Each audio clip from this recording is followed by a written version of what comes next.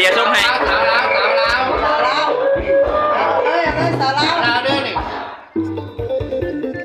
สบายดีปีใหม่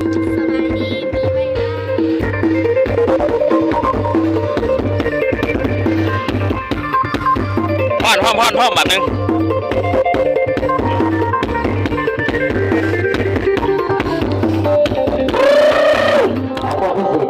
ทางหมู่ที่เพื่อนขอมาเนาะโอ้หลายเพลงแล้วห้องมาแล้วก็จะพิเศษเนาะอันนี้ท่านดักให้เล่นกันเลยไอ้ก้าวกำลังเต้นเลยกำลังม่วนกำลังเข่าเส้น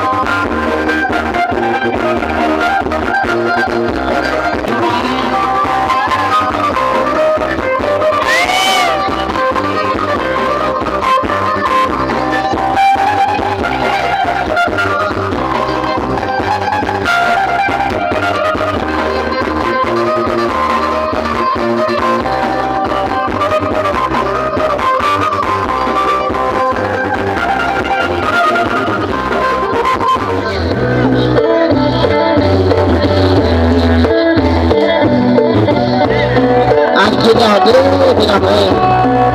อันที่เราทุกเราเป็นจากเราคนหลังว่าจะพี่น้องเอ้ยอันทุกอยู่ในมีขาดนี่แต่เดินกับผมพี่น้องเอ้ยเนาะทุกอยู่ในมีคนมีติกินกับผมว่าจะพี่น้องเอ้ยมันอยู่ในน้ำกันคนว่าจะพี่น้องเอ้ยถ้าเราคนเอาไว้ว่าจะพี่น้องเอ้ยสงการปีนี้ขอให้คนในพี่น้องเขาจงดูดีนี้พบจะอยู่ในพบใครจะมีจะพี่น้องเอ้ยเนาะอันนี้คำนี้พี่น้องเอ้ยเนาะขอให้เขาหาทางประสบความสำเร็จเฮ้ย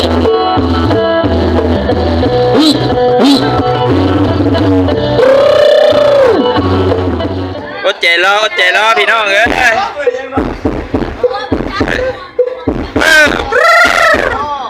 รักกันไปอัน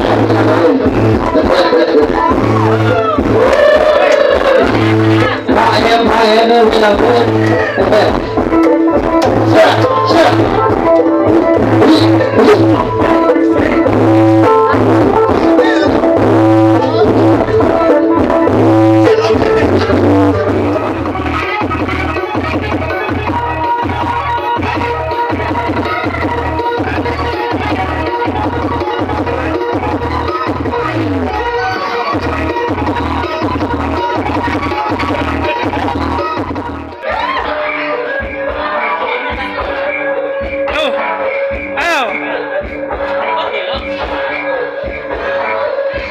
เดี๋ยวส่งให้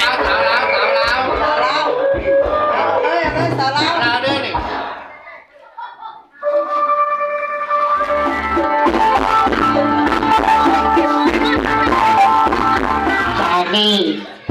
นั่นจะต่อไป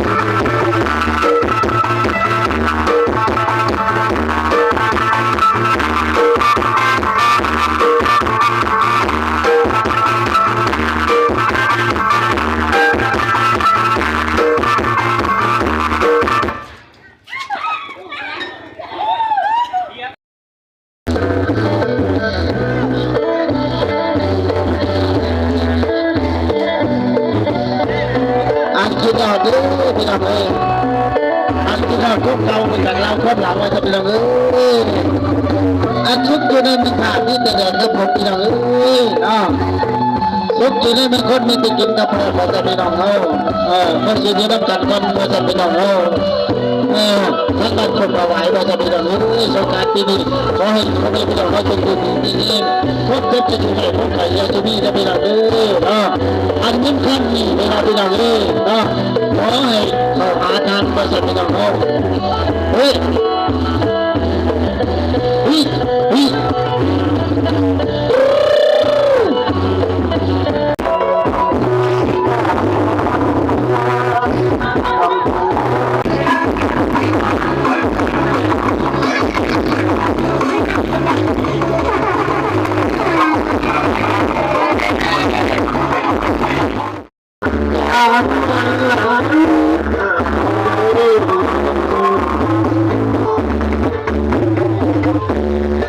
เสียงลุ้นด้วยเสียงสั่นเสียงทั้งเสียงเองเป็นยังครับมาทอดใจเด็กเดิมม้วนหลายเลยพี่น้องเด้อม้วนกันม้วนบัดทั่วประเทศเด้อพี่น้องเด้อผู้ใดบ่ม้วนบ่ได้เงินล้านเงินแสนเด้อพี่น้องเด้อม้วนความสุขจะได้ความไข่ใหญ่มีความเจ็บความปวดให้ลุกล่างไปเด้อพี่น้องมีแต่อันใหม่เข้ามาเด้อพี่น้องเด้อ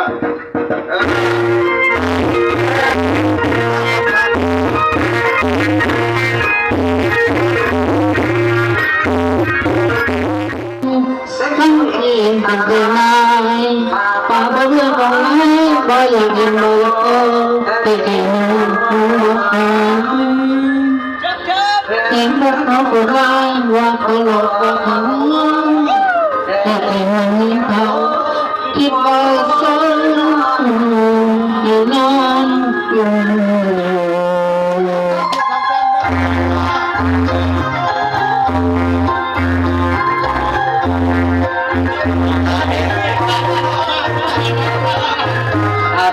จับไป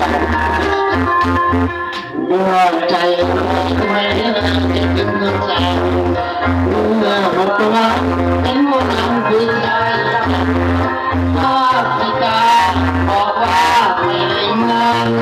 ไม่นานก็ผ่านยิ่งแย่แย่คนดีดีนี้เราเรื่องเราเรื่องผู้หญิงไม่มีแต่เอาตาสบายดีพี่น้องม้วนทั่วประเทศเด้อพี่น้องขอโทษขออภัยเด้อหักแพงเบ็ดปันพี่น้องสองฝั่งโค้งไทยลาวทั้งหัวฝั่งซ้ายพี่น้องอย่าลืมอย่าพลาดม้วนพยายามมาเบะไปคนกินปลามาไปกินข้าวอย่าจำแนกชนชั้นศาสนาพี่น้องม้วนเบิดทุกคนม้วนได้ทุก